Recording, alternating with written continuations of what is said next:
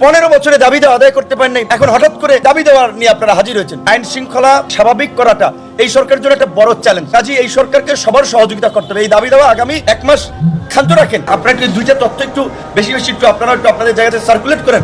Number 1 হচ্ছে ঢাকা মেডিকেলের জিজি উনি নিজে দায়িত্ব নিয়েছেন। এখানে এই আন্দোলনে আহত ছাত্র জনতা চিকিৎসার যদি পয়সাও না থাকে তারা ম্যানেজ করে দেবে। সুতরাং যারা চিকিৎসার জন্য প্রাইভেট হসপিটালে দৌড়াচ্ছেন, চিকিৎসা পাচ্ছেন না, ঢাকা মেডিকেলে আসুন। দ্বিতীয়ত, সামরিক বাহিনীর প্রধানের সাথে আমরা কথা বলে সিএমএস কে উনি ডেডিকেটেড করেছে যে সিএমএস এ আধুনিক চিকিৎসা এবং একেবারে যদি তাদের ওষুধ থেকে শুরু করে যে কোনো ধরনের আর্থিক সাপোর্ট প্রয়োজনে দেশের বাহিরেও যদি লাগে সেই সাপোর্টও তারা দিবে।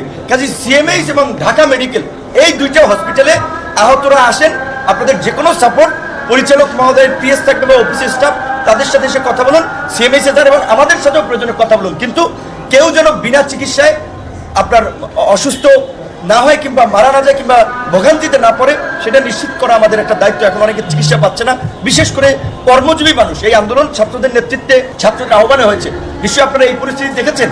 ভ্যানওয়ালা, সবজিওয়ালা, গার্মেন্টস কর্মী, আপনার সাধারণ জনতা, রিক্সা শ্রমিকরা তারাও কিন্তু মারাত্মকভাবে আহত হয়েছে। কাজেই তারা অনেকে চিকিৎসা পাচ্ছে না।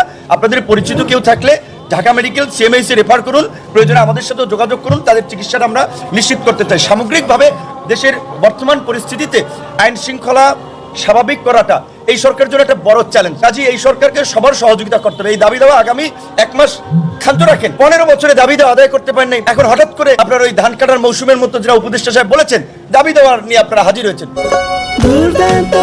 জিরোস খেতে এত এক্সকিউজ লাগে? এটি কি নৈতিকভাবে সমর্থনযোগ্য? এটি কি বিবেক সম্পন্ন?